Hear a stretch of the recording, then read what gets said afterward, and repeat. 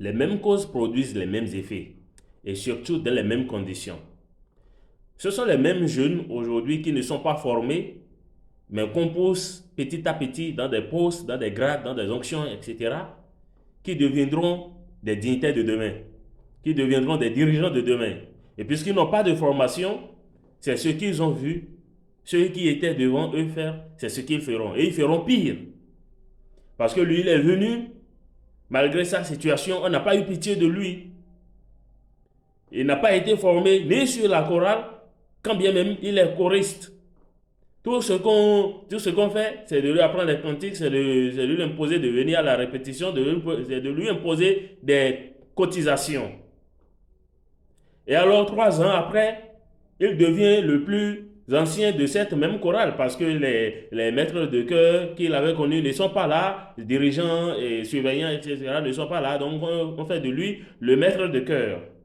Il devient maître de chœur lui-même, il commence par reproduire les mêmes actes. Ah, vous devrez cotiser. Ah, la sous-région a dit, et ceci a dit, etc. Puisqu'il n'a pas reçu de formation, il ne peut pas former aussi. Il ne sait aucune formation pour donner quoi que ce soit aux autres. Et quelques 3 ans ou 4 ans après, il se retrouve dans le bureau sous-régional, il se retrouve dans le bureau régional, etc. Et ça continue comme ça.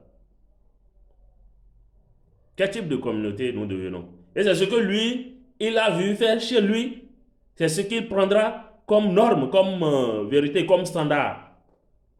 L'homme de Saint-Moïse, il prend ce qu'il a vu faire à Saint-Moïse comme ce qui doit être fait, ce qui est la vérité, ce qui est la doctrine. Tu lui parles, il te dira, tu fous le camp. Moi, c'est tel chargé, il est vénérable, suprême, il est ceci, il est cela, et c'est lui c'est avec lui on a travaillé, on n'a jamais entendu parler de ce que toi tu racontes là. L'homme de Saint-David également, il prendra ce qu'il a vu faire chez lui comme un standard. L'homme de Saint-Aaron, il prendra ce qu'il a vu faire chez lui comme standard. Où est l'unicité dans tout ça? Et on dit que l'église du christianisme céleste est unique. L'unicité, l'indivisibilité, etc., c'est dans la Constitution. Jusqu'à aujourd'hui, personne ne peut nier ces écrits de la Constitution. Même si on dit c'est pour le Nigeria, c'est pour ceci, c'est pour cela, mais il y a des parties quand même qu'on sait que on ne peut pas modifier, on ne peut pas toucher. Et qui d'ailleurs nous dira que l'Église n'est pas une, et qu'il n'y a pas de l'unicité dans l'Église, en sorte que les gens peut-être vont fabriquer l'Église céleste Nigeria, l'Église céleste Côte d'Ivoire, etc. Je ne crois pas que parmi nos dignitaires même, quelqu'un puisse accepter que ça soit comme ça. Mais quand vous allez au Nigeria, par exemple, les maîtres de chœur ne portent pas la torche de maître de chœur que nous connaissons au Bénin ici, et qui est d'ailleurs ce que le prophète a laissé. Parce qu'ils disent que chez eux, leurs aînés là-bas, ils ont porté le bleu, jaune. Ils portent les toches de surveillants. Et ils bordent même la manche de jaune. Mais c'est ça leur réalité là-bas. C'est ça que ceux qui sont là aujourd'hui prennent comme vérité. Et c'est ce qu'ils transmettront. Si rien ne se fait, si on ne tape pas les poings sur la table, si on ne réunit pas tout le monde autour de ces enjeux, mais ce ne sont pas des détails inutiles, ce ne sont pas des détails anodins, ce ne sont pas des détails qu'on peut ignorer. Parce que c'est ça même le goulot d'étranglement, c'est ça le noyau de division, le foyer de division pour les générations futures. Que X dise que c'est ceci et Y dira que c'est cela. Et on commence par s'étirer. La division finira par naître.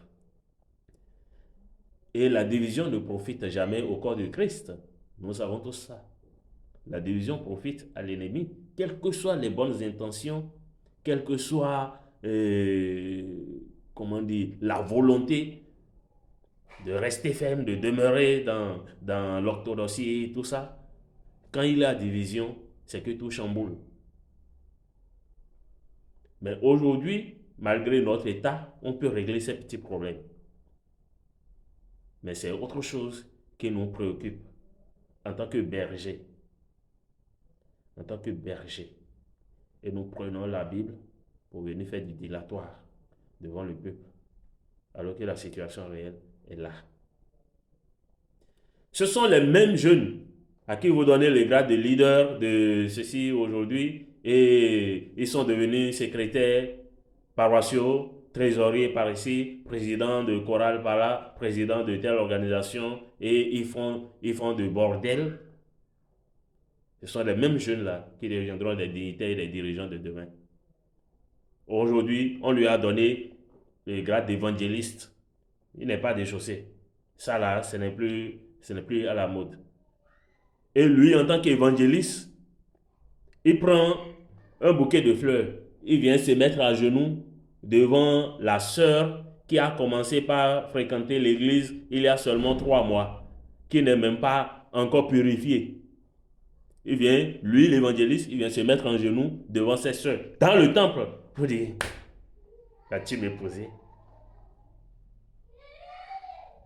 Et tout le monde applaudit, tout le monde est content, c'est la joie, il est honnête, c'est un frère, il est honnête, il est sérieux, il ne veut pas faire comme les autres. Et ça, avec ça maintenant, l'adultère va diminuer dans l'église, la prostitution va diminuer.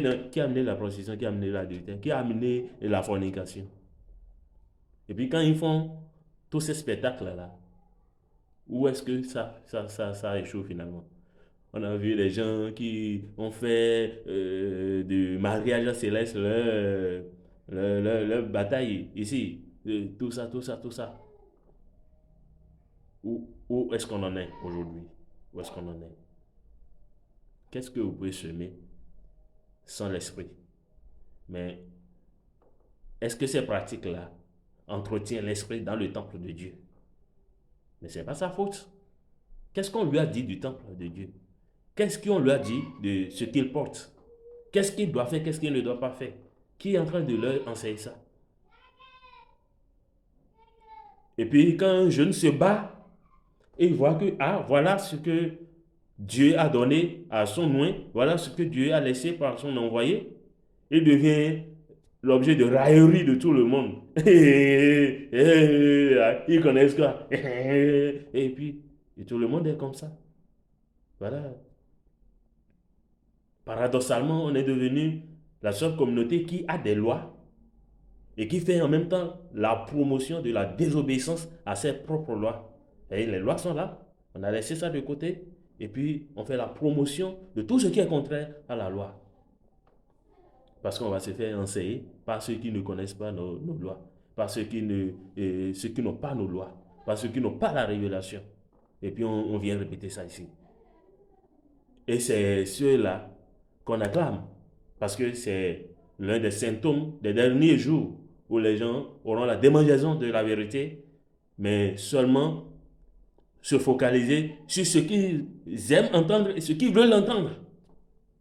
Les mensonges générationnels qu'on leur a répétés, ils sont déjà habitués à ça, ils aiment ça. C'est ça la vérité, c'est ça la réalité. Nous promenons tous sur les réseaux sociaux. Regardez ce que nos frères célestes des pays européens, américains, regardez ce qu'ils font. On est d'accord qu'ils n'ont pas de grands temples là-bas. Mais les gens font des cloisonnements, non? Pour faire des manifestations. Mais aujourd'hui, on ne veut même plus se déranger pour ces trucs-là. Qu'est-ce que vous voulez faire? Quoi que vous voulez faire, faites-le dans le temple. Hein? En sorte que les gens en tenue locale, ils ont accès carrément même aux aides de l'hôtel. Et puis, c'est que rien.